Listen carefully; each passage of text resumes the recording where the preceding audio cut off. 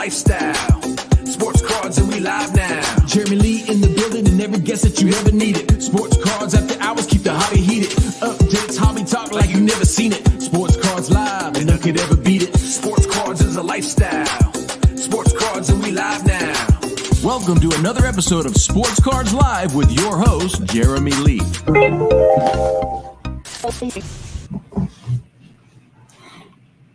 All right, everybody. Welcome. Welcome to the PWCC Weekly Hockey Auction Ending Watch Party. It is Sunday night, January the 14th, 2024. My name is Jeremy Lee. I'm just waiting for our friend Josh Madigan to join us here today. Hope everyone is well. Name, what is going on? Linda, I think your name is Michael. What's happening? Perch, New York Davey, first time here. Welcome to the show. And I'm going to wait for Josh to join us. I'm going to be honest with you guys. I'm having a little bit of a studio issue here. I am not seeing my own screen, so bear with me one moment as we try to take these matters in a different direction. Also, while we do wait for Josh to join, just bear with me. 198 hockey cards ending tonight on the PWCC Weekly platform. And we have only identified, I think it's 27 to look at tonight. So let me just see if I can get this thing to work. I said I would forget, Michael. I did, but I did not. Big Devils fan, New York Davey, right on. Perch went to a card show today. Okay, hold on one second, guys. This could get a little... Let me see what happens here.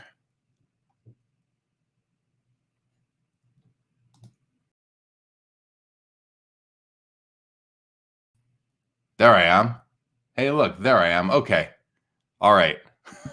Something was wrong with my browser. I was looking at a dark screen. Couldn't tell what was going on. Apologize for that.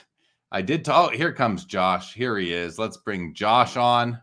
Hey, pal, what's going on? Living the dream of audio issues. So that's been great. But happy to be here now. I was just having issues too. I actually couldn't. I wasn't able to actually see myself on the screen. Oh, no. It was all black, so I had to jump out and come back in. But that's all done now. We are here. We are ready to roll, you guys. How have you been, Josh? What's going on? How's Minnesota hockey treating you? Been good. It's freezing here. Winter finally hit. We've had a very mild winter at this point, and it's about 20 below with the wind chill today. So feels like winter here in Minnesota. Yeah. And was at a hockey tournament for my daughter this weekend.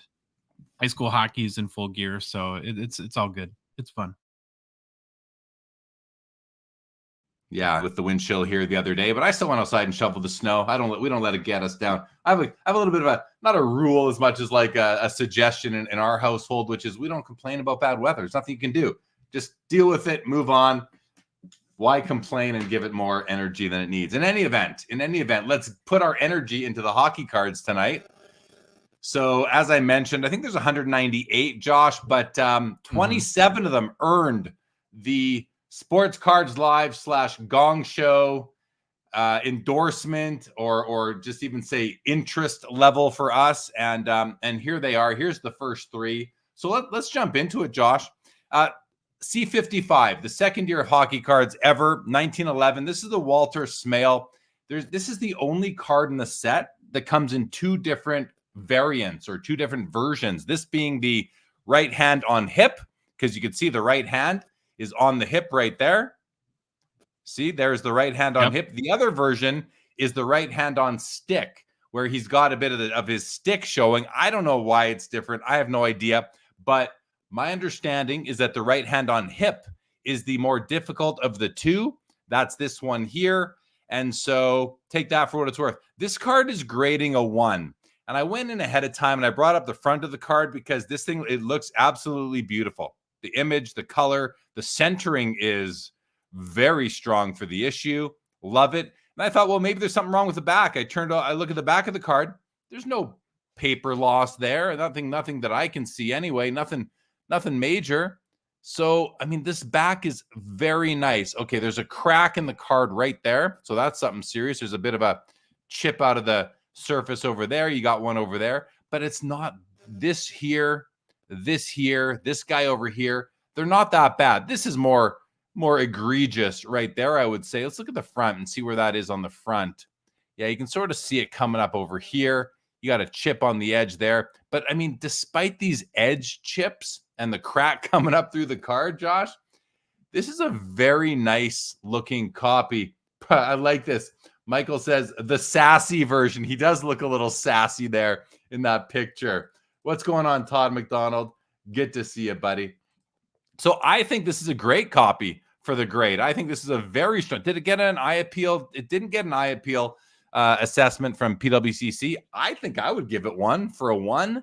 This is a very, very strong card. This is a set that I'm working on.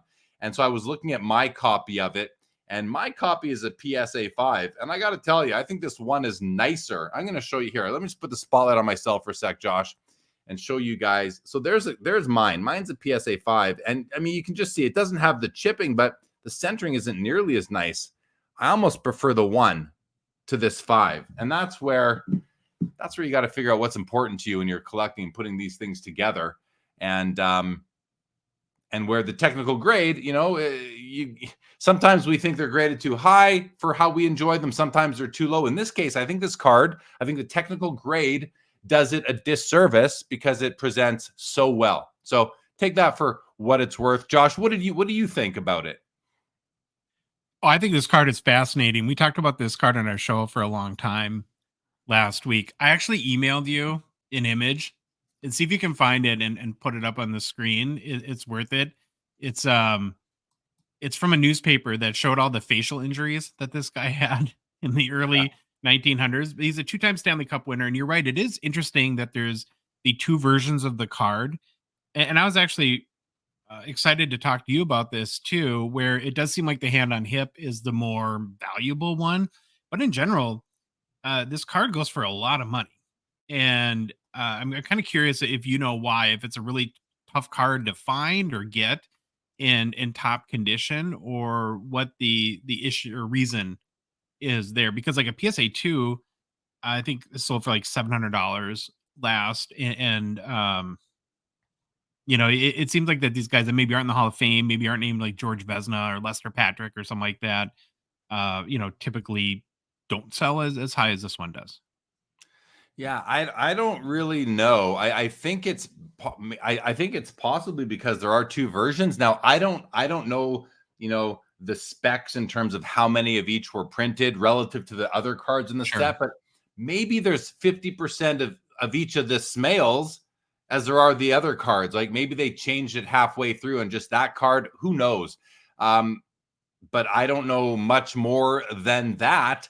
And when I picked up a copy for my set, I bought it, and then I realized I had the one that is sort of more valuable for the, between the 2. And I thought, well, that's a nice little bonus, but it wasn't something that I didn't care so much. I just wanted a copy.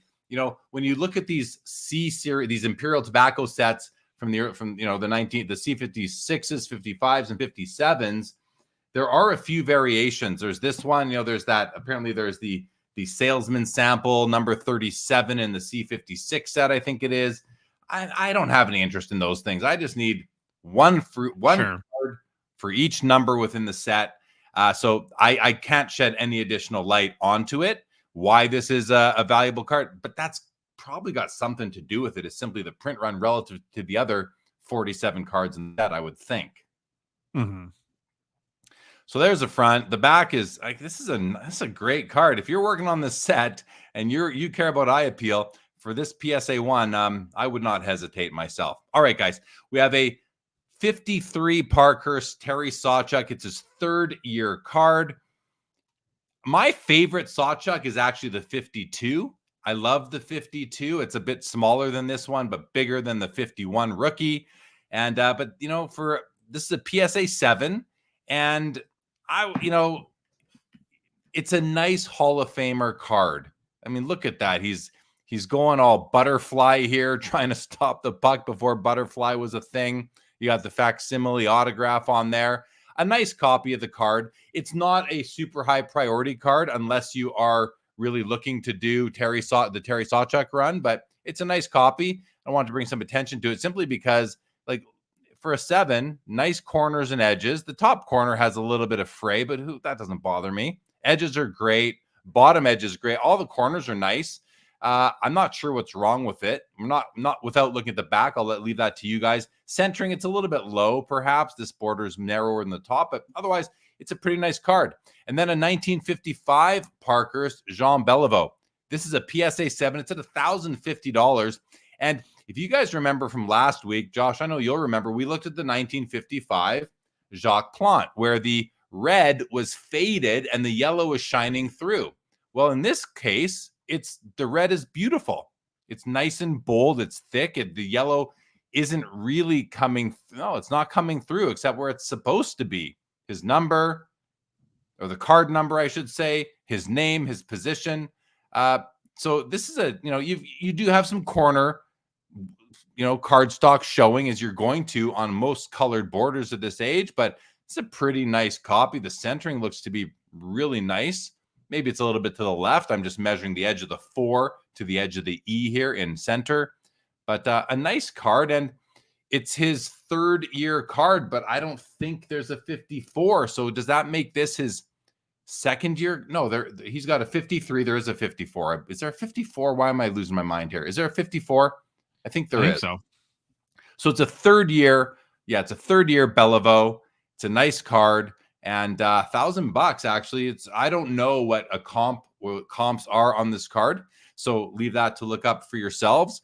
But this price looks somewhat strong to me right now at $1,050 for a PSA 7. Josh, are you happening to be doing any further research as we speak right now onto that? Yep, pulling it up right now.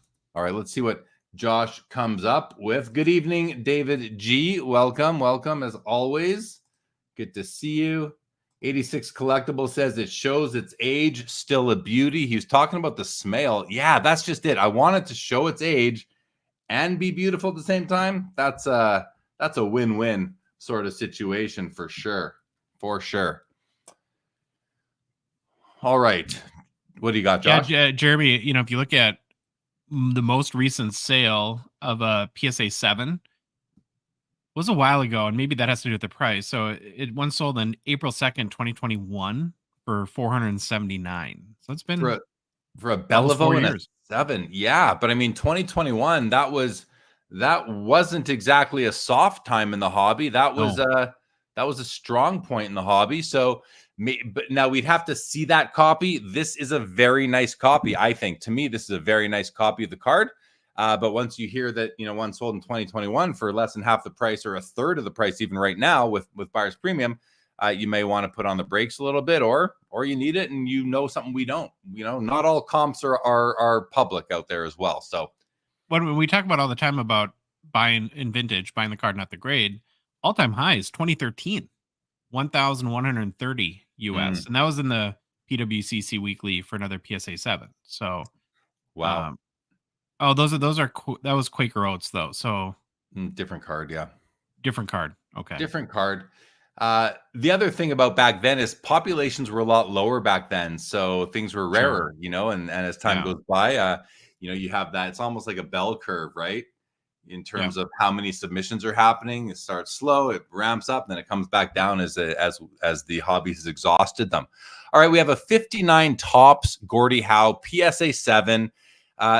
This to me is a very nice looking card. The centering isn't perfect. It's a little bit low. It's a little bit to the left. I say this every week though, Josh and everybody out there, if you are doing a run of a player's playing days base cards, you're probably, you're probably doing somebody like Wayne Gretzky, Bobby Orr, Gordie Howe, Maurice Richard. Like those would be probably the most popular players to do it for. Gordie Howe likely leading the way if it's not Wayne Gretzky. And this is just a nice copy of the card with good color. I dare I say perfect registration, maybe a little bit of a dark shadow on the top of the Red Wing logo here, but almost perfect registration. Really nice overall. I love the red and the blue and the yellow. You got all the prime colors right there. Reminds me of the new cup card from Upper Decks, the cup called the Basics, where they have the basic colors, the prime colors. No, it doesn't remind me of that. I'm only kidding, but still pretty funny. A nice copy here. Like the corners are good. You know, they're not perfect. The edges look good. The bottom corners look good. I just want to see the top parts of the edges. Yeah, a nice card if you're working on the run. This I think would fit in nicely for most people. $700 right now.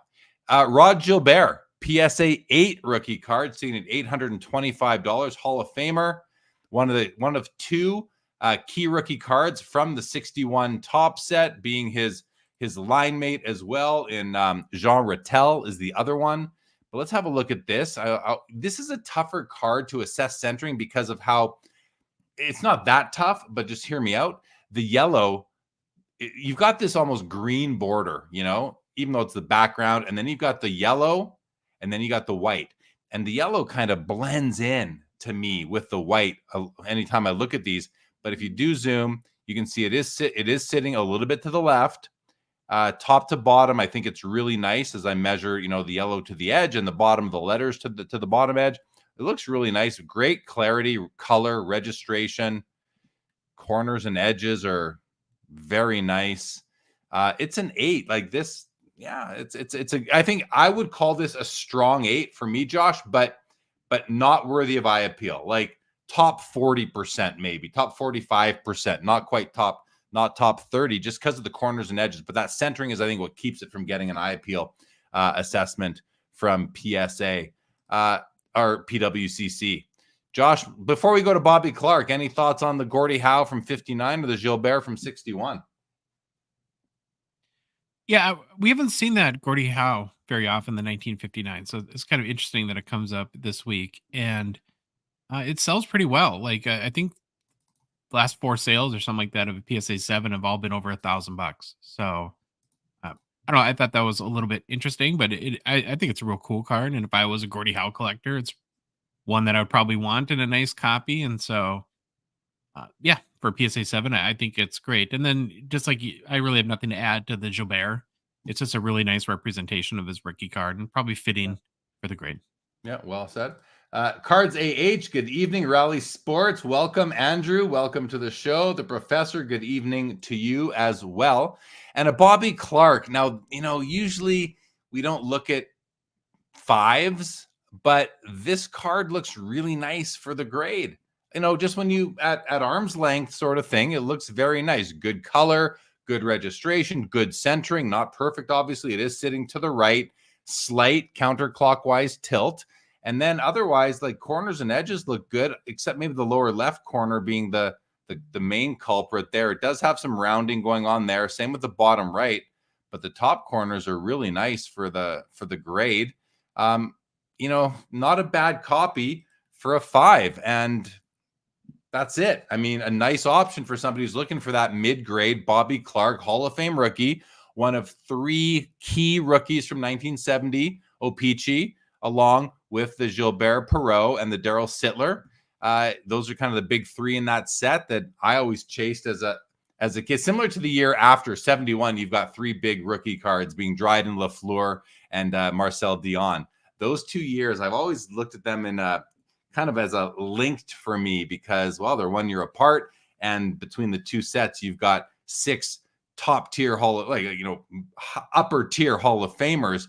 Never mind Brad Park. You could throw him in there as well in the 1970 set. So it's a nice deep set. Josh, what do you think of Bobby Clarke? I agree with you. For PSA 5, it's a really nice card. And while you were talking, I was just looking through recent comps. And again, this is where you see the spectrum of the different varying levels of condition, even within one grade, where you'll have sales in as low as 120 US, kind of where this is at right now, and as high as 350, all PSA 5s. Yeah, because not all 5s are the same. The lower you get down the grading scale, the wider the wider the condition can vary. That's a really important concept to understand. It's not like there's as much variation within 10s and 9s as there is within 1s and 2s. There's it's almost like a pyramid in terms of how, how many different conditions and appearances a card can take. At a 1, there's tons and tons of different ways a card can look to become a 1.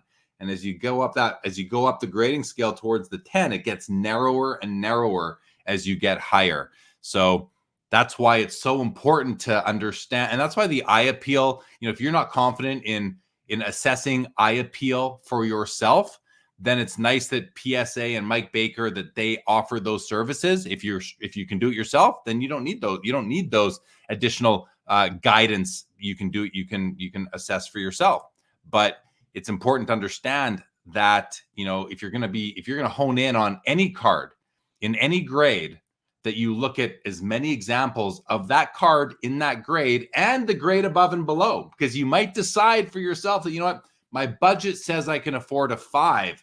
So I'm going to look at 5s, and I'm going to look at 6s, and I'm going to look at 4s.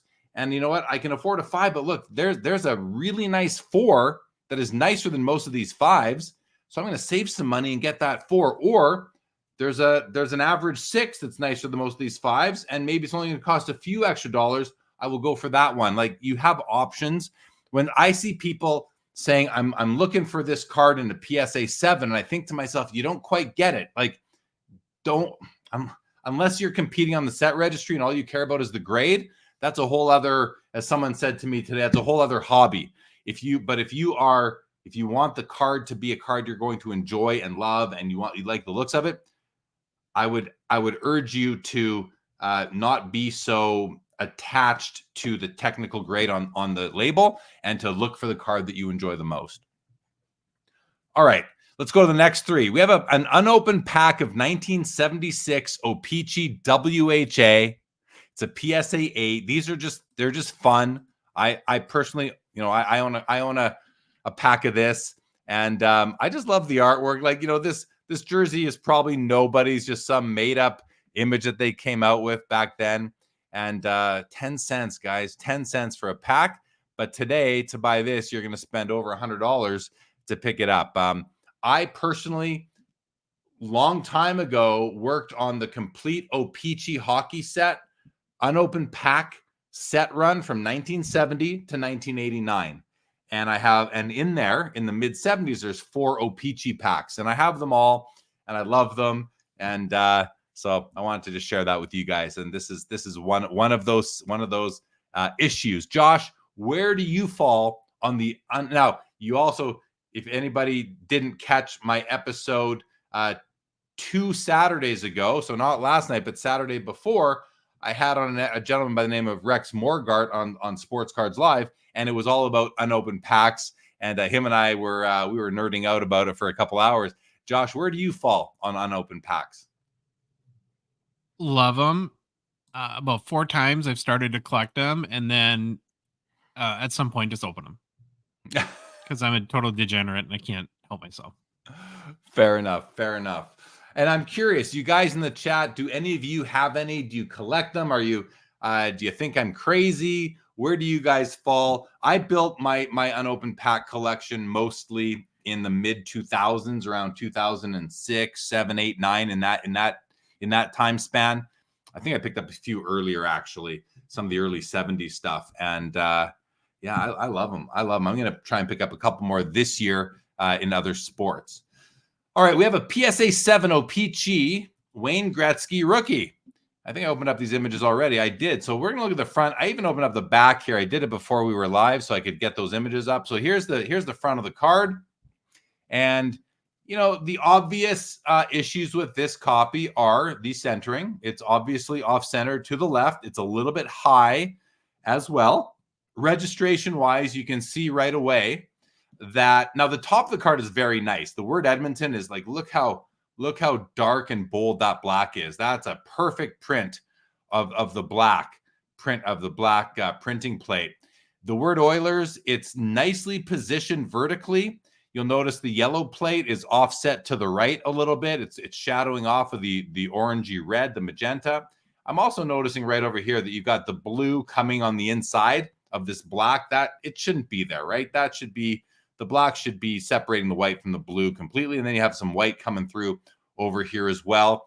If you guys watch this, you know that I'm not a fan of that. I don't like when this goes on. You have the blue coming all the way down this edge here, and it's coming into where it should only be white. So that's a registration issue. And then on this side, you see kind of the opposite, where the white is now coming into between the black and the blue. I don't like that personally. I want my card to be, I want those black lines to be where they are supposed to be. Bit of a fisheye right there. The right edge is absolutely beautiful. Like, I love it. It's a perfect O-Pee-Chee, semi sort of rough cut. Bottom right corner is beautiful. Bottom edge is beautiful. Bottom left corner is near perfect. Left edge is beautiful to the extent I can see it. Top left corner definitely is the biggest corner issue. You do have stock showing through, and the top edge, tougher to see with that PSA ridge there, but it does look very nice nonetheless. Let's go to the oil drop. Ooh, what did I just spot? I just spotted a fisheye right there on the shoulder. Not a big deal. It doesn't bother me too much. It's not ideal, but it doesn't bother me too much. And then in the oil drop, you can see it is situated high and to the left.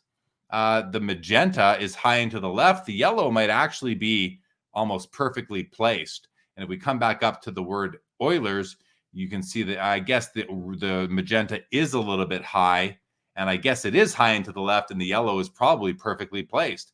So if we now look at the legs, you'll see a bit of blur on the bottom edge of each leg. Like, we've seen worse. We saw worse last time. It's not so bad, but it is definitely not perfect either. This, again, it's grading out a 7. Let's have a look at the back. We don't ever do this, but I opened this one early, and lo and behold, it does have the blue print lines. You can see these two parallel, very faint lines. You see them at the top. Most people don't know to look up on this edge of the card. Everyone looks at the bottom, where we'll go in a moment, but they should be up here as well. But you see them right here. Pretty bold, actually, down here, parallel. So this is the old wives' tale is that this means it's a first print run. That's never been proven. I actually think it's the opposite myself. I just say blue lines present, but I don't think that this is worthy of a premium myself. A lot of people, but I will sell into anybody who thinks that if you want to pay a premium for this sort of printing flaw on your card, I will be happy to take more money if I'm going to sell you one of these. But in my opinion, it's not worthy of that. Bit of a fisheye on the back of the card here. Not too bad. And otherwise, outside of the back looks, it looks fine. Nothing jumps out at me. Josh, what do you think of this card after everything I just went through? Well, I think a year ago I would have really liked this card, but now that I've watched you go through these about 50, 100 times at this point, you've turned me into a little bit of a registration snob. And so I kind of agree that those issues with this card are a little bit, for me personally, disconcerting. But again, it's the trade-offs, right? It's a PSA 7. There's going to be trade-offs. And so if you're a edges and corners guy, this is a beautiful card that, you'd probably love in your collection. If you're a registration person, then it might be, there might be a better PSA 7 out there for you. Yeah, that's right. That it comes back to what we were saying earlier with on the Bobby Clark, is that there are 7s that are going to be far superior to this one. This copy, to me, I mean, I would consider this to be a weak 7, centering especially. But when you add the red, like, it's funny. Technically, I feel that grading companies consider corners and edges to be kind of more important than registration. Well, for sure. I think that's just the way it goes. For me, it's not the way it works. And in this case, I would consider this to be this to me is a weak 7 because of the centering and the registration. Although some people might say, those edges are great, the corners are great, except for the top left. So maybe it's a semi-strong 7. But for me, and here's where we are. We're here on the Sports Cards Live channel with Josh and myself. I'm going to tell you what I think, not what other people would think. Well, I'll tell you what I think other people would think, but my personal assessment and the way I truly feel about this card is that it's a weak 7. And I would rather I would rather get a strong 6, a nice centered 6 that might have weaker corners and better registration. That would be the trade-off that I would look for, that Josh always refers to. Want to say hi to Gary Saboth. Welcome to the show, Gary. Daniel says, I prefer no print lines on the Wayne Gretzky rookie card. He says, I don't see the difference in print lines on the Gretzky and the print lines on the front of some Maze rookies. Well, one hurts the eye appeal, though, Daniel, and one doesn't. But from like how it happened perspective, I hear you. The fact that they are they are simply printing flaws, I do hear you. Printing defects, whatever it is. And Michael says, I prefer the 98.99 O-Pee-Chee Chrome Refractor, blast from the past. Yeah, those are beautiful cards too. We have a Ray Bourque PSA 5 O-Pee-Chee. Let's take a look at the Bourque O-Pee-Chee card for a moment here, because it's a 5. But when I looked at it, it looks nice. Like, this is nice. We have some nice 5s tonight, Josh, between this Ray Bourque and the Daryl Sittler. Like, centering isn't that bad. It is high, and it's a little bit to the left, I think. Not really seeing any tilt on the card, while the card itself is sitting on a bit of a tilt. There is no tilt on the print, but the top right corner does seem to be the one thing that I go to. Yeah, there is a bit of a chip off the corner, but it's hard to see because of the white border itself. Everything else looks really nice. There must be something else going on with this card to bring it down, because I mean, this is a 7 all day long, I would think. So there must be something else going on here. Josh, any thoughts on the Ray Bourque? I agree with you. It looks like a very, very nice card. And so if you're a budget conscious Bourque collector or just want to pick up a really cheap but nice looking rookie, I would think this is a nice option to do that. Yeah, for sure. Michael says, Michael, I think you're looking for a job, or you're trying to steal mine. Says corner and edges are from where?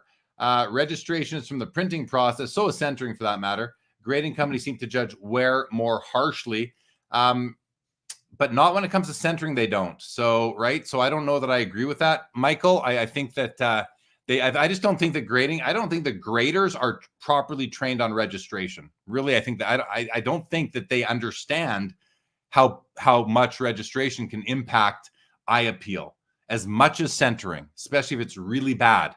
So. Yeah, I don't think that's the case. But maybe to a degree you're right. All right, guys, we have a second year Gretzky Topps PSA 8. Let's take a quick look at this one.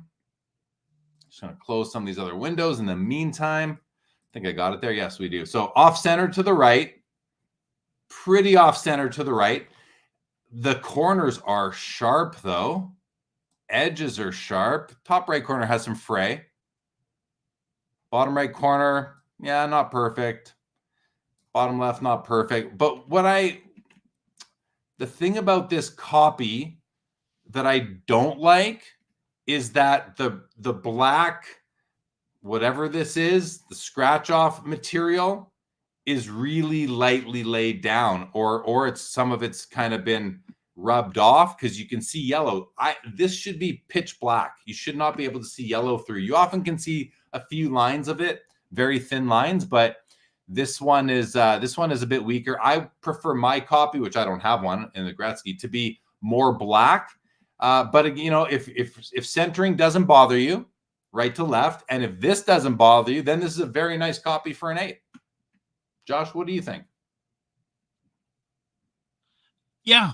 I mean, I guess I don't know. To me, it's a lower 8, and the I guess missing parts of the scratch off material is a little bit. What's the word I'm looking for? It distracts me a little bit from the card, and so I totally understand and appreciate your points, but I also wonder if there's a little bit of a registration issue with this card too. When you look at like the Oilers word there as well. There is.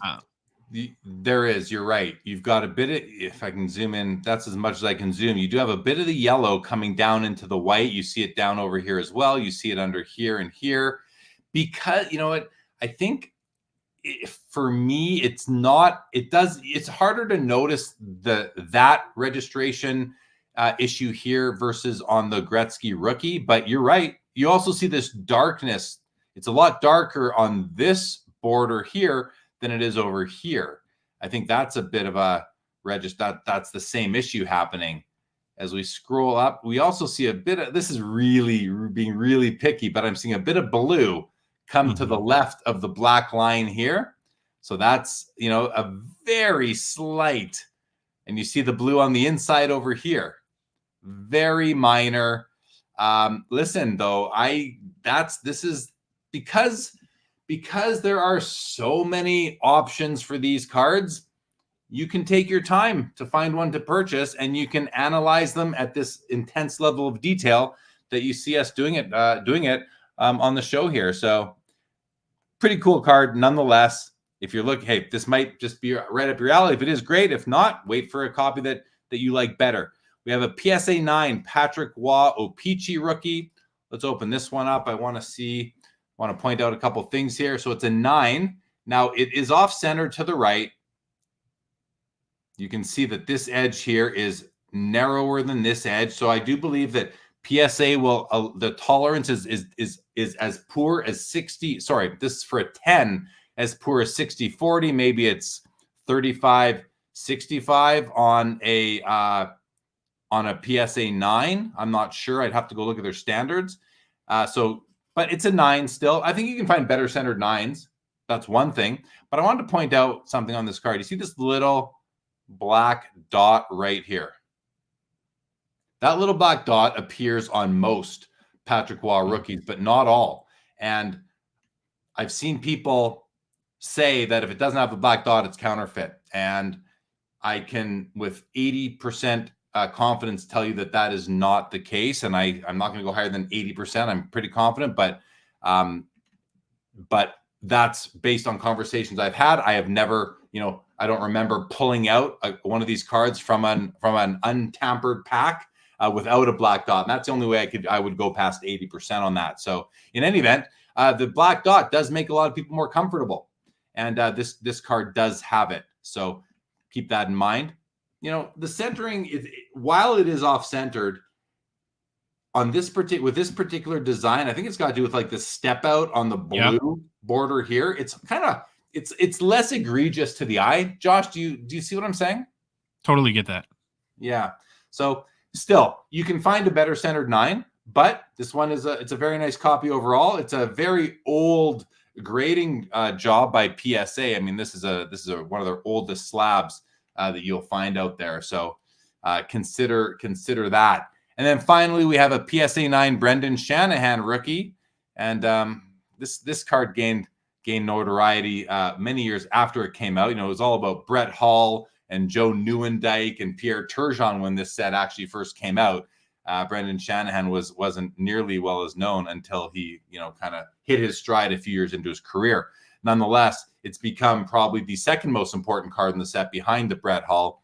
And it's a 9. I mean, this looks very nice to me.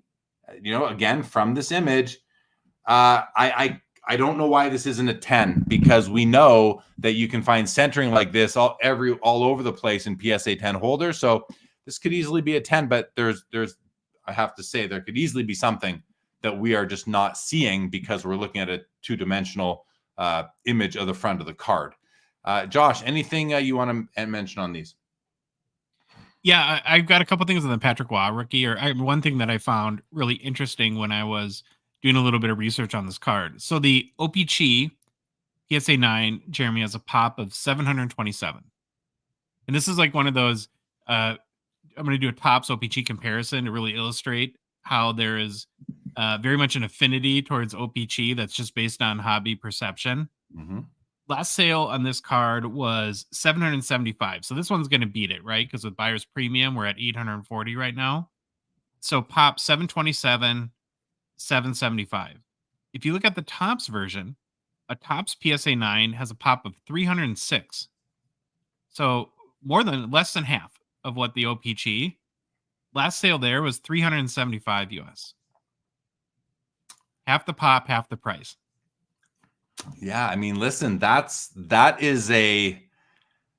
to me is an opportunity. I think if you are really thinking of the financial aspects of it and you're kind of looking down the road, I don't I heard someone say on a podcast, it might have been yours, where they said, someone asked them what Gretz. Oh, I think it was actually Iowa Dave's podcast, the Shallow End. He asked his guest, which Gretzky rookie would you want in your collection, an Opeachy or Topic? Well, he says, well, I'm Canadian, it has to be the Opeachy. And that's the assumption, or that's the position a lot of Canadians take, and most of them take, if not all of them. So and that's what's driving it. But as time goes by and population reports become, I want to say more and more important, although I think to a degree they're becoming less and less important as there's so many resubs, and they're just becoming less and less reflection, a less true reflection of the actual of the truth of what the true population. In any event, I'm going off on a tangent there.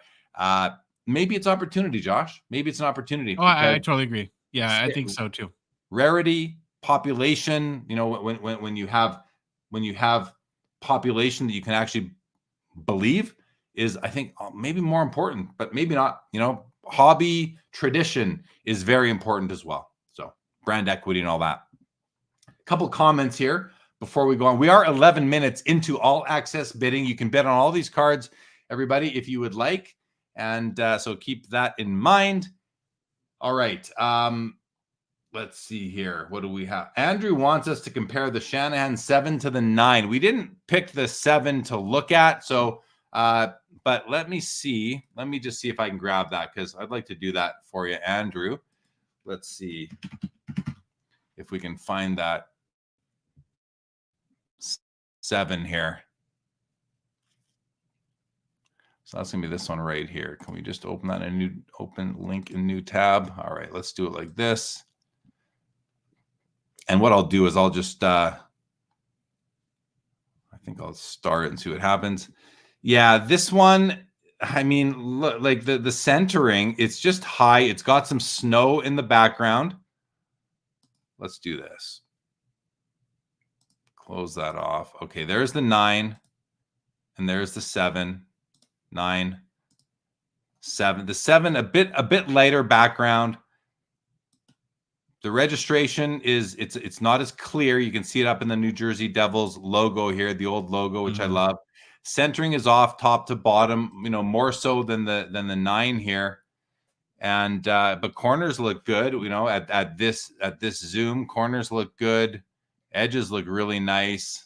Slight registration issue. You can see some yellow peeking through between the black and the green that shouldn't really be there, but it is. You see it over here a little bit as well. This looks good for a 7, but there's all this snow going on. So it's, which I don't love compared to this one. We have some, but not nearly as much. But look at the focus. Look at the clarity on this one versus here. Look at the words. Look at the word Opeachy.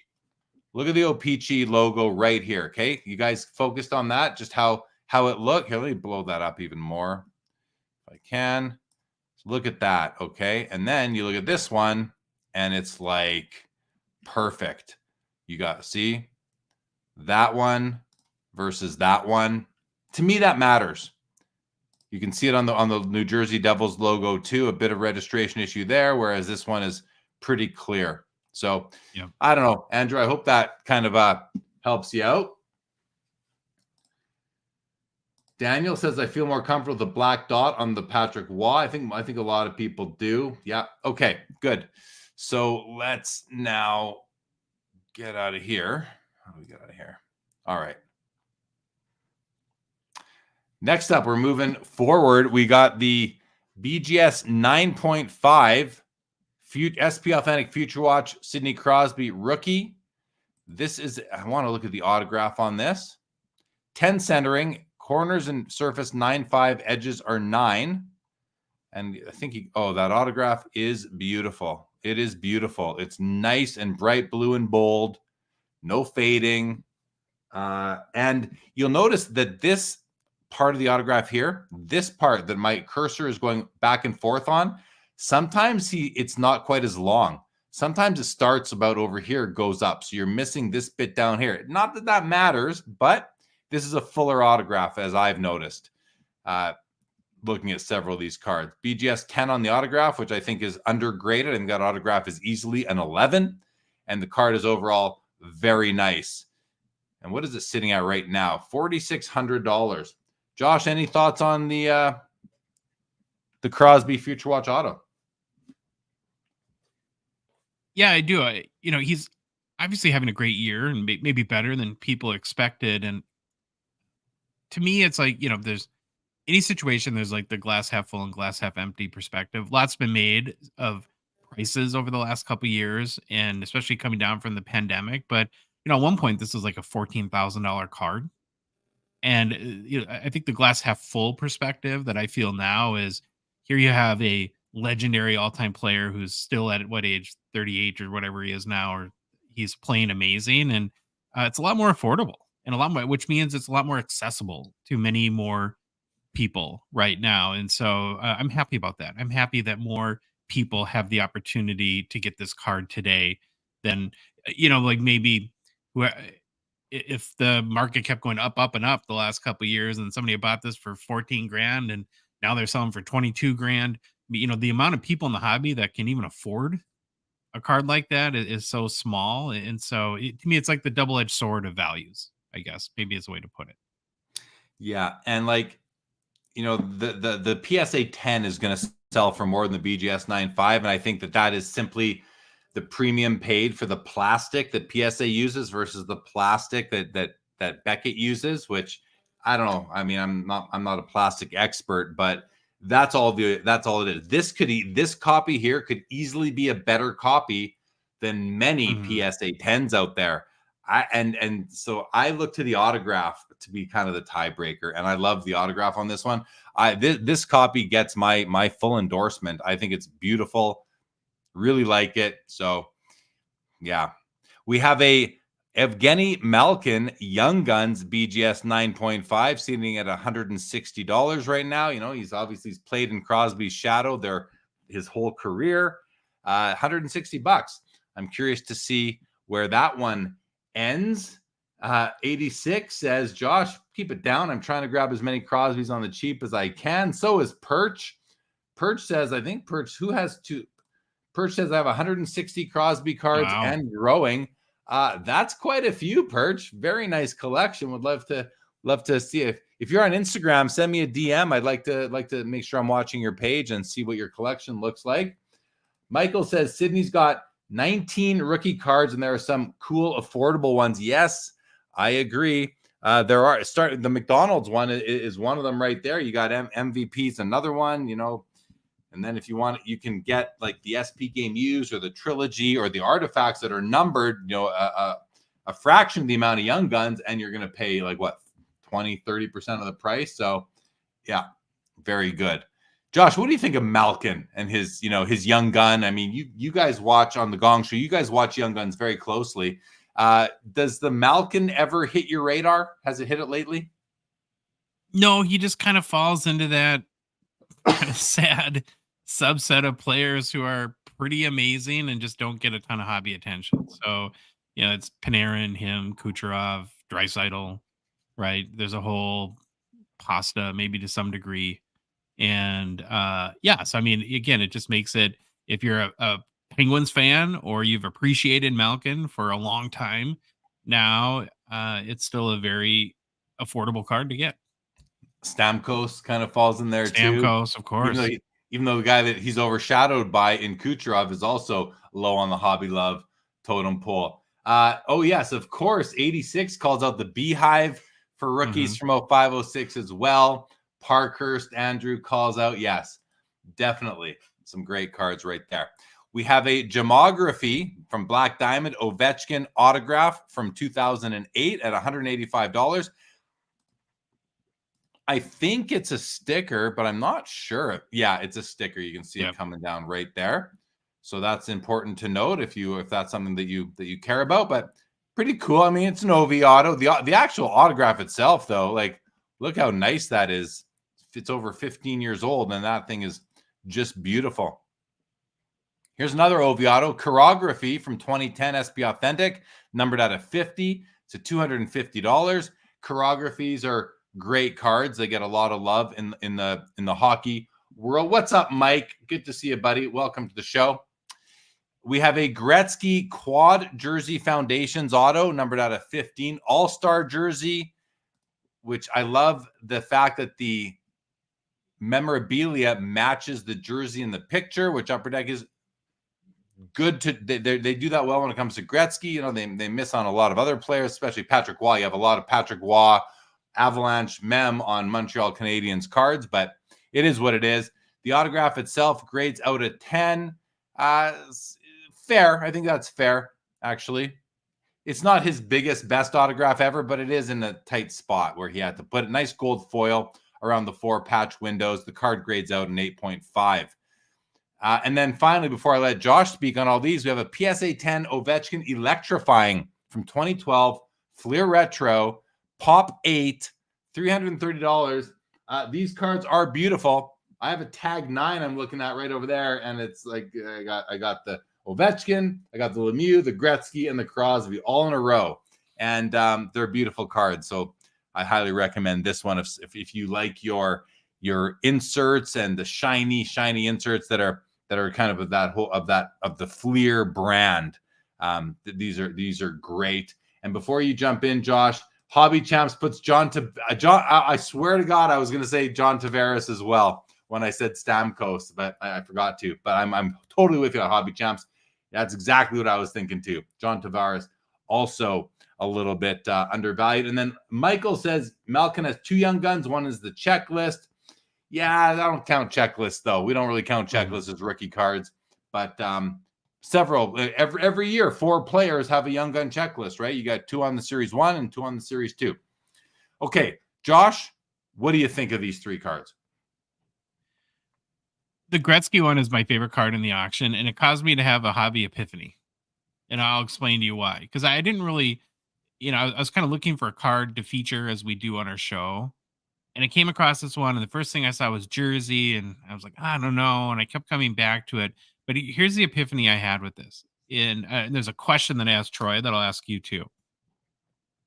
Even though it's a jersey card, because it's an all-star jersey and it's game used, there's very clear provenance to the memorabilia on this card. We can tell exactly the day and the game it came from. It was the 1999 NHL All-Star game. It was Gretzky's last All-Star game. He was the MVP with 3 points. Now they probably let him score. What, I gave him the Putin treatment or whatever, probably, but that doesn't really matter. And so what's so significant about this card to me is that, we know that provenance in patches is getting vaguer and vaguer as time goes on. So even in patch cards, we'll see to the effect of, player worn or, even in a game used patch. So the epiphany I had, Jeremy, is I think I would prefer this card knowing that the jerseys are game used and knowing I know exactly the game it came from to some random player worn, beautiful 3-color patch. And to me, it's like, I think I'm starting to understand that I really care about the provenance of memorabilia. And I'm tired of, player worn. What does that mean? He wore it for an Upper Deck representative counted to 3 and he tried on 17 jerseys in a minute and a half or something like that. And so that makes this card in my mind really, really special. And then there's a coup de grace. I think there's an out of 5 version of this that actually has the patch from the front of the jersey, which to me is the ultimate then, right? Because of course, all things being equal, I like interesting patches better than just swatches of jersey. But I think, man, this card is a piece of history. It's from his last All-Star game. That's the jersey he wore in that game. And that's what the advantage of an All-Star card is. He only wore the jersey once. Yeah. No, I hear you. It's an interesting thought experiment. And where my mind goes is, I certainly prefer this to any player's card where the memorabilia embedded in said card is from somewhere that nobody knows where it came from. And they're not willing to tell you where it came from because they might not know where it came from, or they just don't want to tell you because they do know where it came from. So I'm with you on that. I would rather have a jersey card like this with provenance to another Wayne Gretzky card with 3-color patches, but was worn in a photo shoot, which they don't do for veterans anyway, or retired players. Like, that's a rookie thing. But if it was, I'm sure there are instances of it still out there. But yes, Josh, I would want this over that. Then I think about, well, and you just said it, this is the Foundation's parallel out of 15 auto jersey. There is also, most years, I don't know if it's every year, there's a Foundation's quad patch auto out of 5 with patches. For me, I always want that card, to the point where even in my own player collection, my main kind of hockey player, my Dale Hawerchuk collection, I've decided to dispose myself of most cards where he has a parallel that it's kind of better or nicer or rarer. And that's kind of the one that I want. So yeah, this is cool for sure. It's cooler than a lot of stuff, but yeah, it has that big brother out of 5 with those 4 with the patches. I think this card would have that parallel. I'm not 100% certain. If it does, that card is an absolute beast. This card is going to be more affordable, and it's still a wonderful card. $1,025 for the card out of 15. So yeah, I hear what you're saying. Did my response make sense? Oh, totally did. And then I also agree with you too that I'm very grateful in this case that they use the all-star photo as well, as opposed to like just like a standard run-of-the-mill Rangers jersey where you're scratching your head and you're like, maroon, well, what is that? And then you have to go through a whole mental gymnastics to figure it out. And then I just second you that I love the electrifying.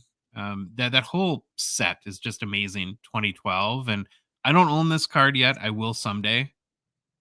But yeah, very jealous of whoever picks that up tonight. Yeah, it is. It's pop 8 for the PSA 10, which is pretty cool if you like low pops, which most of us do. Perch says most rookie cards these days seem to be player worn and not game used. Yes, 100%. And that's why I don't collect them personally. I don't collect player worn rookie cards. I'd rather have a non-mem card from a rookie year. Linda says he was MVP in the 1999 game in Tampa Bay. This looks to be from 98 Vancouver, which was his second last All-Star game. 86 says, I'm surprised now the NHL gave it to Upper Deck to cut. Well, I'm going to go on a limb and say that he wore at least 3 jerseys that day, maybe even more. And so this isn't the only jersey from that All-Star game. I mean, he probably wore a different one in each period. Maybe Upper Deck got one, and the Hall of Fame got one, and maybe he kept one, something like that, or there were others used for other charitable endeavors. Definitely is mostly likely. We have a 2013 Jambalaya Gretzky BGS 9. I love Jambalaya's really, really cool card. It's from Fleer Showcase. So this is actually his 3rd ever Jambalaya. He has a 2008 EX, a 2012 Fleer Retro, and then the 2013 Fleer Showcase. But this is a great card. We have a Draisaitl SP Authentic Future Watch Auto at $825 in a PSA 9, and an Elias Pettersson Future Watch Auto. This is a PSA 10 at $800. And this guy is lighting it up. What a season the Canucks are having. He is the real deal. And he seems to have put on some weight, some muscle, because this guy was very skinny for a few years. I think he's gotten a little bit bigger, which is going to be good for his game. And he just gets a bid right now as we're hovering over him here. Josh, I'm going to keep this real quick. Your thoughts? We are 1 minute away from the 5-minute extended windows bidding. And before I take it over to you, Josh, I'm going to do this. 30 seconds. This card here needs a bid in 30 seconds or it will end for $525. The Ovechkin chirography needs a bid in 27 seconds or it will end. The ones in green are going to go to the next window. The Ovechkin gemography needs a bid in 20 seconds or it's going to sell for that price. Same with the Patrick Waugh rookie. These are all going to the next window. The Gilbert and the Gordie Howe need bids, as does the Sawchuk and the Beliveau. Walter Smale is going into the next bid window as we sit 5 seconds away.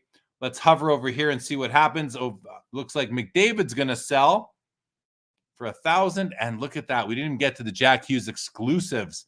PSA 10 sells for $3,600. Wow. Okay. We were here. Josh, you didn't get to talk about these yet. why don't you say a few quick words about these two cards and players, and then we'll see what has sold. Yeah. I think I've said in the last couple of weeks that my sort of evolved or current look at inserts is I'm starting to more collect the firsts. That being said, though, I think that this Gretzky Jambalaya is a really nice looking card. So I'm sort of like, talking myself out of my own philosophy at this point. And definitely a card that I would like to have. Love the Draisaitl Future Watch. The auto looks a little faint and faded in some areas there to me. So I think that would be one little concern I would have on the card. Yeah, right across the middle here. But I'm a huge Draisaitl fan. So obviously love this card and, any of it, kind of his key rookie cards. And then on the Elias Pettersson, he's just been crazy. I think at one point last week, he had a game-winning goal 4 games in a row. For only the third time in NHL history, and has the most points in the last couple weeks. And you can't get hotter than he is right now.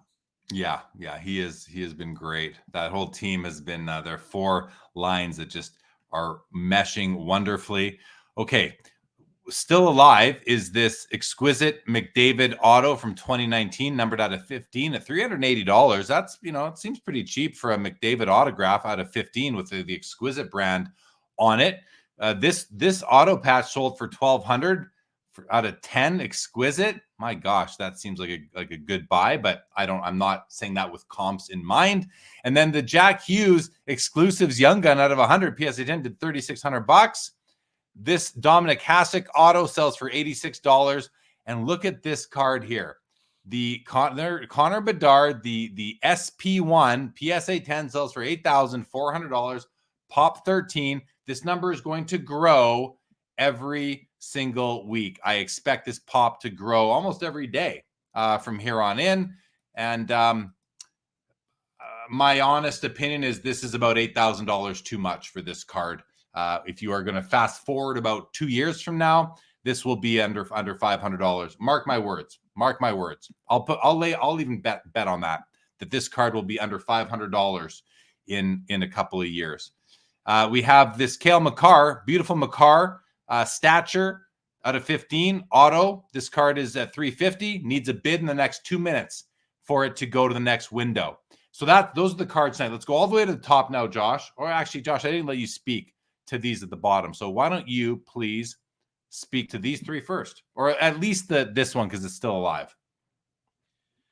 Yeah, it's a really kind of cool auto if you're looking for a McDavid auto and decently rare card. The Hughes exclusives, that's a record sale for that card. So he's a record kind of guy. I love Hughes. Yeah. I'm just worried he's not going to stay on the ice enough.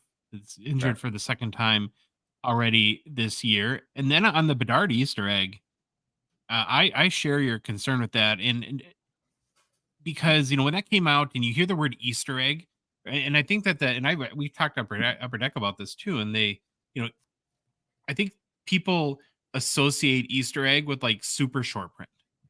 And all Easter egg means is it's an unannounced card. It wasn't on the checklist as originally published. And I think that there are a lot more of these than people think. Mm-hmm. Now, I even think, and I'm going off of memory here, and I could be wrong, and I apologize if I am. I think PWCC even updated the pop this week, and I swear it was a pop 8 when the week started. Yeah, I think so too. And they probably had to update it to 13. Josh, listen, I got to cut you off because this card is sold. We have 25 seconds left, guys. Sorry, we'll come back. I'm going to scroll to the top and let's just see what's going on here. So this one is going to the next bid window. We need Bobby Clark's going to end without a bid in 15 seconds, as will the PSA 7 Gretzky at 3,300. These are all going to be selling in the next 10 seconds, guys. Here, let's sit on the Crosby. It needs a bid in the next 3 seconds, or it's going to sell for 4,600 times 1.2. That is now sold.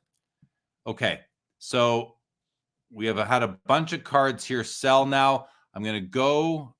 Sorry, you know what, Josh? Please continue from where you left off. Get your thoughts out on this Bedard, and and then I want to go to some comments, and then we'll refresh and see what's still alive here in the auction. Yeah, I don't know how many of those were printed, but I think it's in the hundreds probably at minimum, and so there we could end up with a pop count of 50 or more on that when it's all said and done, and that's a little speculative, but again, this card's already sold for more than 10 grand in some instances too, and I just think that there's going to be so many better opportunities to spend that kind of money on a card, on a rookie card of his that will last the test of time, and more so than this one. But the final thing I'll say is that everything about this kid has defied hobby logic to this point. So who knows? Maybe the person's a genius that spent $8,500 on this. I don't know. Yeah, I'll tell you what, it's not going to defy hobby logic for much longer. I've just seen it too many times. It's going to be a lot. There's going to be a lot of losses taken on this card for people that are spending this kind of money on it. And for right now, it's Probably great. You are one of the few people that get to own it, but we've just seen it again too many times. I will actually make bets. If anybody wants to DM me, I will make bets that this card will be under $500 2 years from today, January the 14th, 2026. I think if this card sells, it doesn't hit $500. Just me though. I could be wrong. Hopefully I'm wrong, because I don't want to see somebody, waste $8,000 here, but we'll see. We'll see what happens. Okay. Let's sit at the top. I'm actually going to hit refresh now. Actually, no. First, let's see what's sold. So the Sawchuck does $420. The Beliveau does $1,260. That was a strong sale for the card. $870 on the Gordie Howe. $990 on the Gilbert PSA 8. $175 on the Bobby Clark PSA 5. Just under $4,000 on the PSA 7 Gretzky, a week 7. $42. Still alive, actually. Still alive. Sorry. The second year Gretzky PSA 8 does $150. $840 on the Patrick Waugh, and $94 on the PSA 9 Brendan Shanahan. $5,500 on the Crosby Future Watch. $222 on the Ovechkin Gemography autograph. $396 on the electrifying Ovechkin PSA 10. $300 on the Chirography auto that is raw. $630 on the Jambalaya Gretzky. $990 on the Draisaitl Future Watch.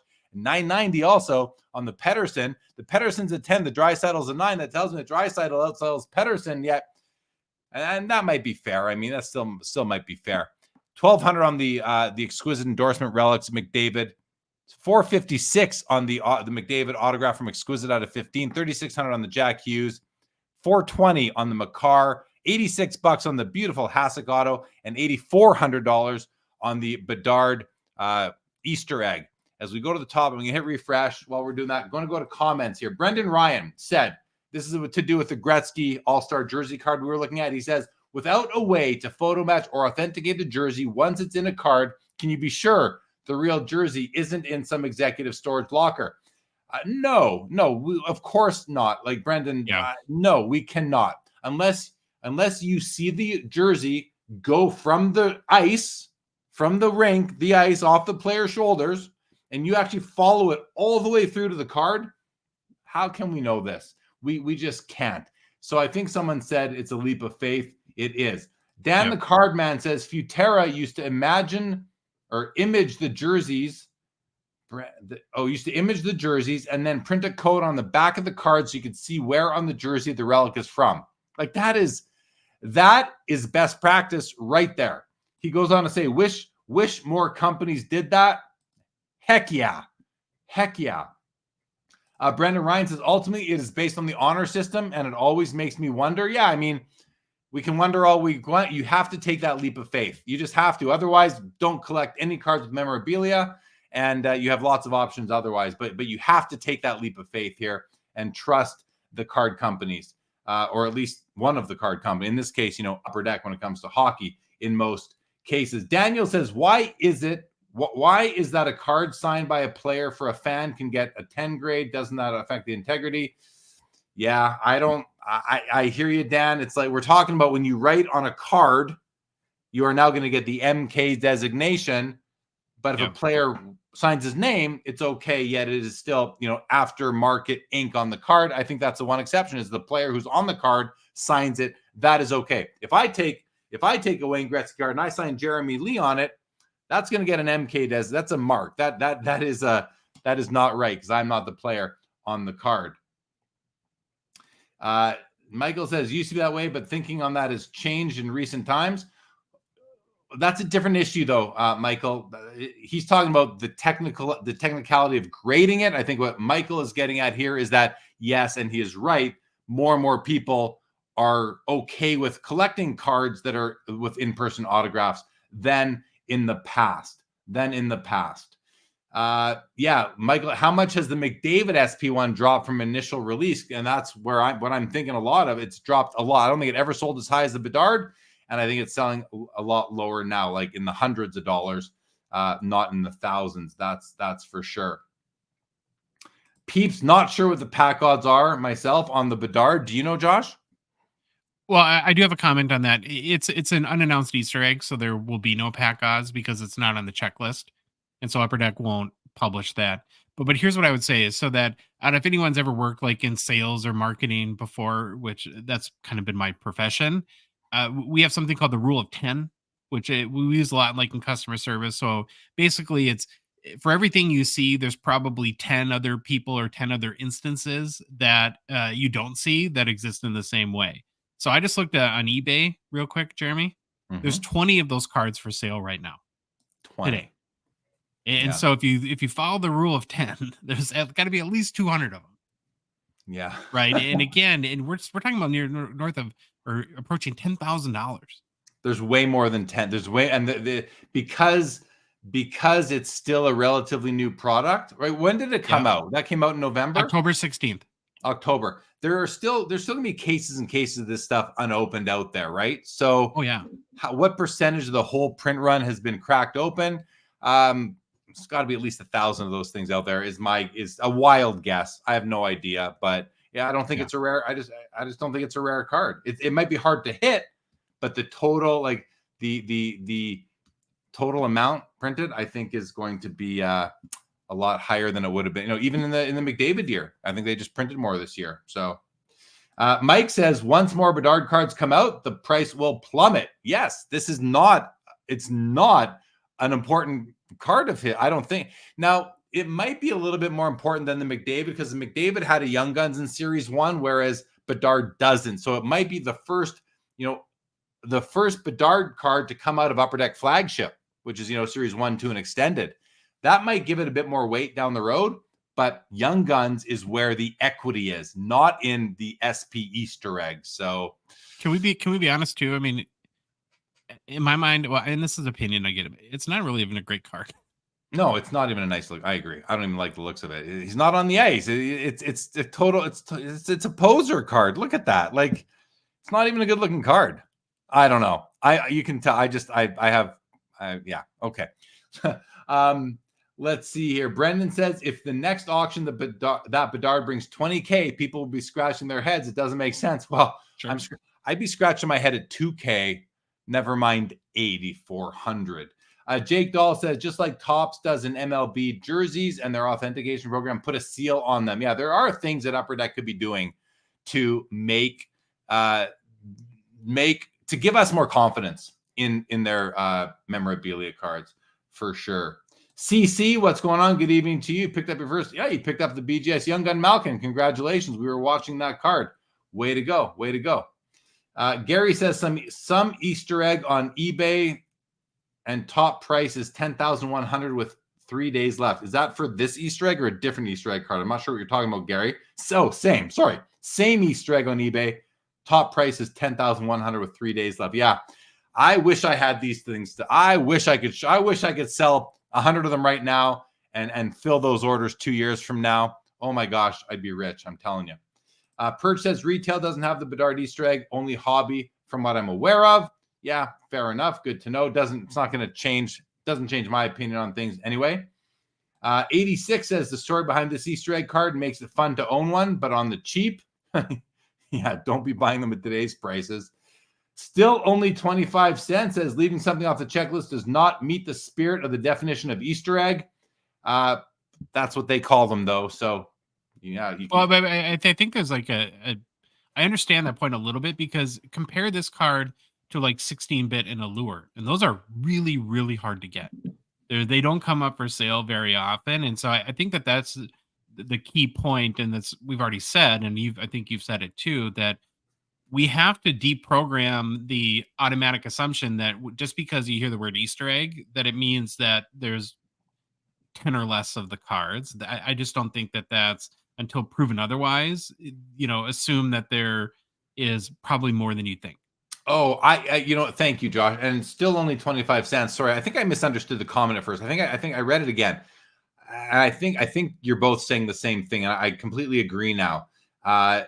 My comment was that it's off the check. Like, if Upper Deck calls it an Easter egg, it's an Easter egg, whether we like it or not. But what he is saying is that simply leaving it off the checklist and printing a lot of them, more than most Easter eggs, I think, does not meet the spirit of the definition of Easter egg. I agree with that. I think an Easter egg should be, there should be some unwritten or written but not publicized maximum print run for them.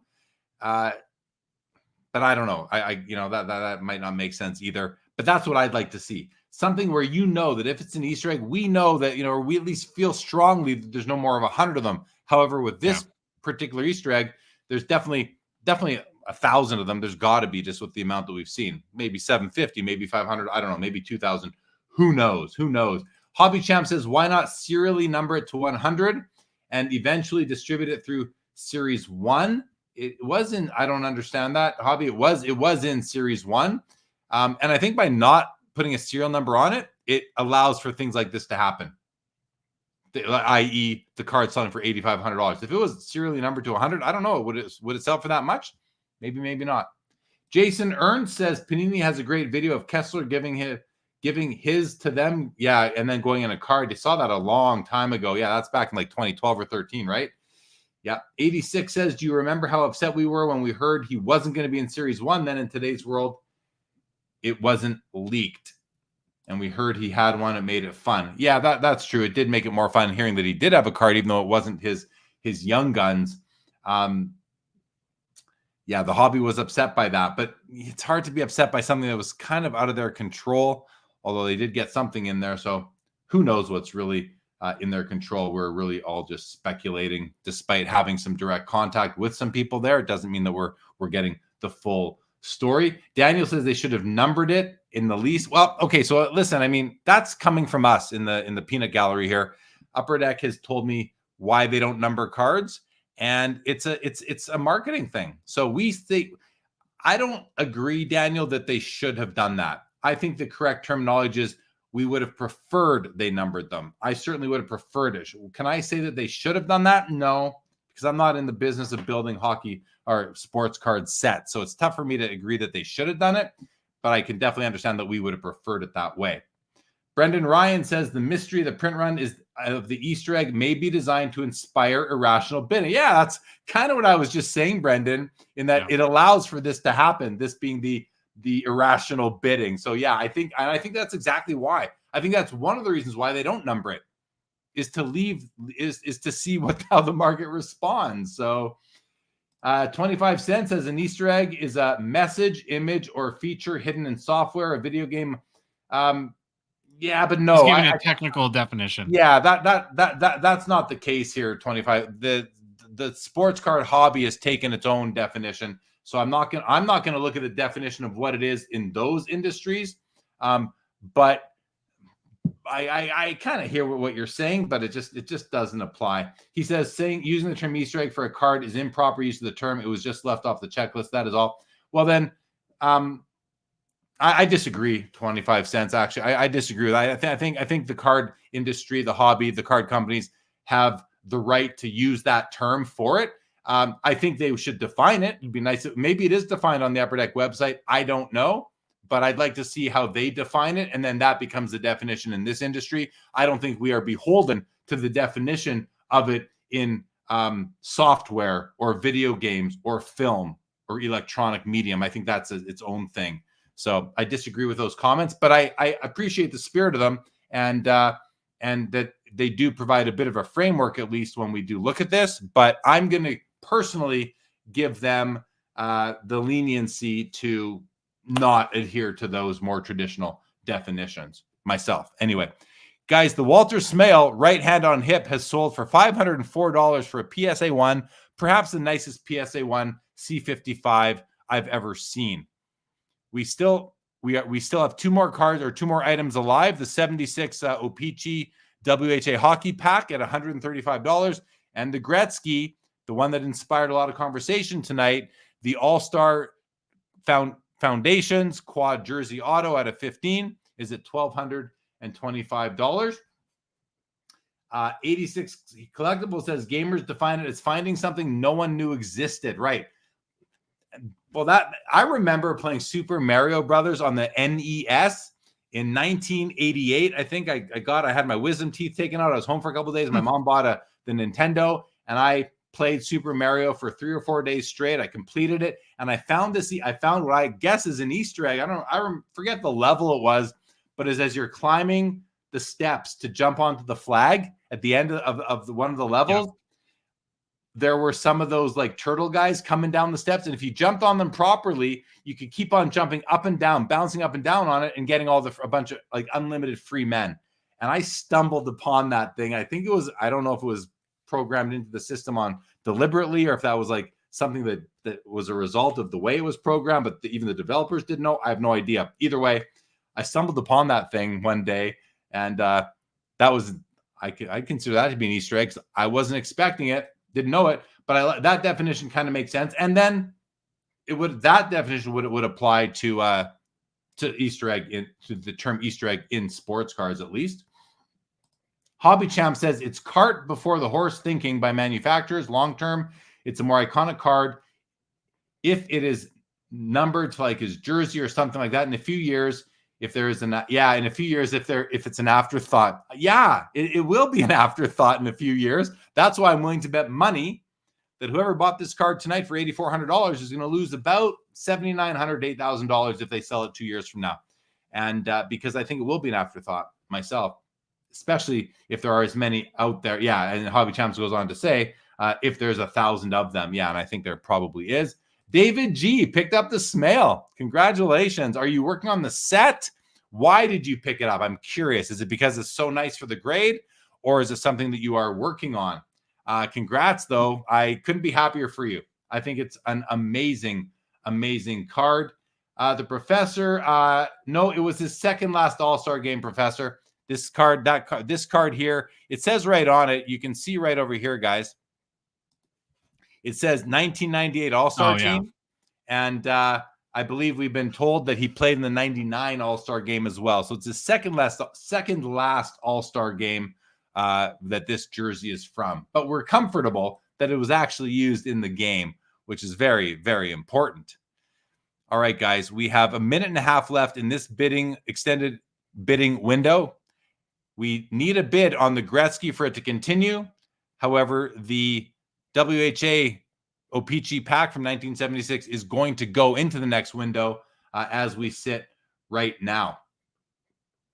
86 says owning that card, owning it as an afterthought is what makes it more interesting to me. Can't wait to tell my kids people would spend 10 grand. Yeah, that's the beauty. Exactly, 86. I would buy one of those in 2 or 3 years for $300 or $400, knowing that I could then see, look, it sold for $8,400 on January 14th, 2024 on the PWCC platform. Yeah, that would definitely be fun. David is working on the C55 set. It's a tough one to pick up because of pop count and so many tucked away in other sets. Yeah, I think you picked up a great card, David. I'm very happy for you, man. You should be very happy with it. Down to 3 cards, including the Vezina. Wow. Well, down to 3 cards. It's a 48 card set. You got 45 of them. I still need, I think, 12 cards in the set myself. And the Vezina was the first one I ever bought. The first one I bought, the Vezina and the Joe Malone together, maybe from PWCC back when they were on eBay, going back in probably 2004, 2005. I picked up the pair one night. Josh, anything to jump in with? I've been doing a lot of talking here for the last few minutes. Yeah, a couple things. It looks like that WHA pack will be an all-time sales record when it already is. So once it closes, and then another thing I've been thinking about with the Bedard Easter egg is in sort of the example of, maybe the thought that probably not the wisest decision to spend that kind of money right now, especially if you're in the new release game. Why it's important, I think, to have principles in the type of cards that you buy, as opposed to just getting swept up in the momentum or the FOMO that is very real. And if you sort of define what are the type of cards that you want in your collection, I think that can help you avoid maybe making impulsive decisions that you may or may not regret down the road. Yeah. Yeah. That's several years ago. I sort of just implemented this rule for myself that I am not collecting rookies in their rookie year. I actually did. I started this with McDavid because there was such a rush on McDavid cards. And I was like, I'm not going to play the McDavid game. It's just, he's not a sure thing. And he wasn't. He fulfilled his potential. Like, for the most part, he's fulfilled his, be nice for him to lead his team to the Stanley Cup. But he's obviously the best player in hockey right now, and has been really since he came into the NHL. From like a technical skill-wise perspective. And that's the only instance really where I think I would have been better off jumping in at the beginning.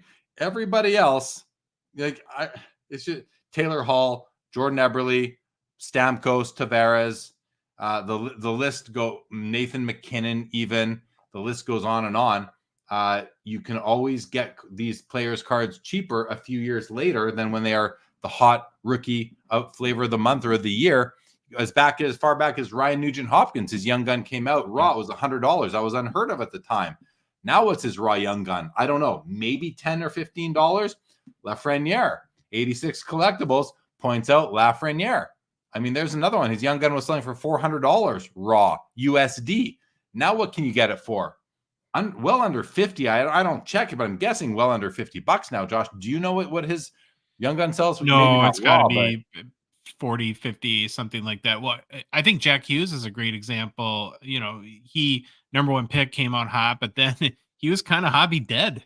You could have gotten Jack Hughes very cheap for a year and a half before things started to click for him a little bit. And so, yeah, it's a very dangerous game playing the prospecting game, especially in new releases. And we often forget that so few of these guys really pan out to be hobby mega stars, that we get like one every 5 years or so. It was a total anomaly to have Ovechkin and Crosby in the same year. Consider Tavares and Stamkos and Ryan Nugent-Hopkins and Taylor Hall and Jordan Eberle. Those players were the Connor Bedards of their day.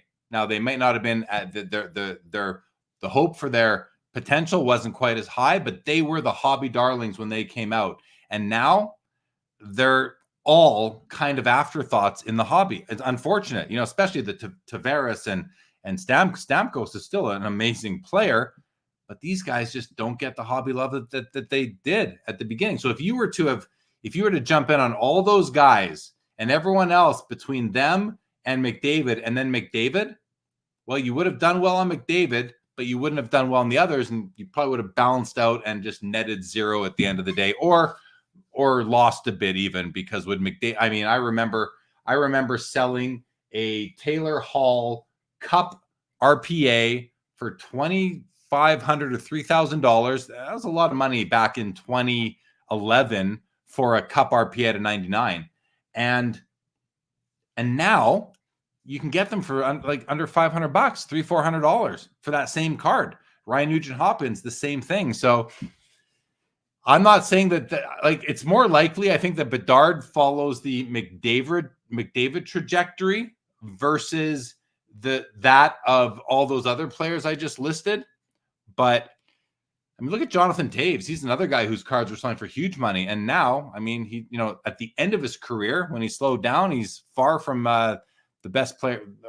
Well, he's had injury issues and all that. But I mean, it just goes to show that if you are patient, if you don't need to own these cards while the players are in their early years, I think in the long run, you're going to be well ahead financially.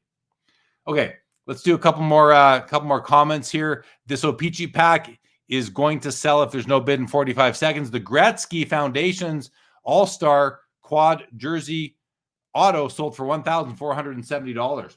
The professor was asking, where does the Bedard top sticker fit into the discussion of rookie cards and stickers? I don't know. In a world where we have cards too, stickers are kind of an afterthought. It's almost like a different hobby altogether to a degree.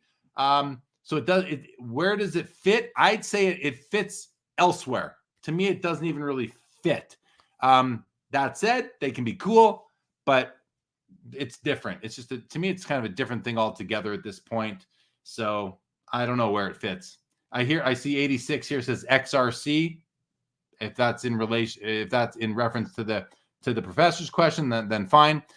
Listen, there will be people out there that are going to collect stickers, but not like back in the 80s when stickers were all the rage.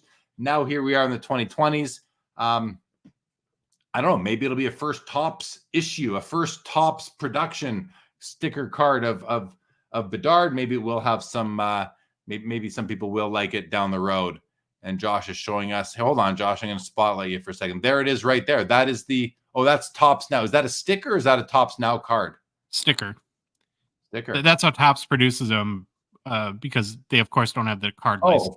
Of course. Now, that is nicer than the Easter egg to me because he's actually on the ice there. Yeah. That's cool. Eli says that there is a Foundation's Gretzky Quad Patch Auto out of 5. He's owned one. Thank you, Eli. Thank you. Still only 25 cents as McKinnon has continued to rise and is still undervalued when compared to McDavid, who has the no postseason team hardware to his name. I only wish I bought Young Guns at 35 when I could have. I don't remember McKinnon Young Guns at 35 unless it was after his rookie year. But maybe you want one of those pink shoulder ones, which I would caution to stay away from. I think they're just kind of ugly compared to the cleaned up version. 86 says Uncle Bill will stop calling us about Bedard soon enough. The real hobbyists determine the market. That's true. But still only 25 cents says I wouldn't touch Bedard cards. Yeah, not yet. I think you're going to have some times down the road to find some. Name says Draisaitl got really cheap too when he got sent back to juniors. That's a perfect time to buy a player's cards when they get sent back down to juniors for sure. The professor says the card I'm selling is still live. The 52 Boom Boom. Jeffrey on PSA 2. All right. Hope you do well on that one, Professor. Next time, let me know you have a card for sale. We'll queue it up for the show for sure. David G, let us know the Detroit Lions have won a game. Congratulations to the Detroit Lions fans. And Hobby Champ says, I love sticker cards. I'll give the Bedard a look. There you go. See, Hobby Champs likes them. I think they're cool too. I just think down the road, are they going to really be as important as cards? I don't know. In soccer, it's a bit different. I don't know. I don't think so, but who knows? And the O-Pee-Chee pack is sold for $252. That brings an end to the cards we're watching this week on the PWCC Weekly Show. Josh, we can pretty much wrap up. Some good conversation tonight, guys. Thank you, everybody in the chat, for your comments and for driving a lot of the discussion. Josh, anything you'd like to mention before we end this thing? No, great conversation. Love all the participation and chat with everyone, and that's how we all learn. So I love getting everyone's perspective. Some good cards this week, some interesting ones as well, and so excited for this year's auctions. Right on. January the 24th. We got the rest of the year ahead of us. So let's see how it goes, everybody. Thank you for joining tonight. Thank you, Perch. Appreciate that. Professor says there's a Bedard PSA 10 top sticker at $90 at an LCS. Very interesting. Thank you, Name. Good to see you. And what does Michael say? There's a line of Canadian phenoms that started with Orr, Gretzky, Lemieux. I don't know about Lindros so much, though, but Crosby. Yeah, exactly. Only Lindros didn't meet potential. Well, but if you're going to include Lindros, do you want to include Alexander Daig? Because he didn't meet his potential either, but he was kind of queued up to be in that same line as well. But in any event, I agree with that list, Michael. except for Lindros. He doesn't belong there anymore. I think McDavid does. Bedard, time will tell for sure. 86, let's do a 90s night soon. Andrew, thank you so much. Perch, thank you. Congrats on your sale, Professor. Thank you, Michael. Appreciate it. Guys, that's going to end it. Thanks for joining us again. It is Sunday night. Have a great week ahead. We should be back next Sunday, Josh and myself. We'll see you then. Check out the Gong Show podcast, as you all do twice a week. And of course, please check out Sports Cards Live podcast or YouTube shows as well. And with that, everybody, Josh, say goodbye. Goodbye, everybody. This episode of the PWCC Weekly Hockey Auction Ending Watch Party with Josh of the Gong Show and myself on the Sports Cards Live YouTube channel is now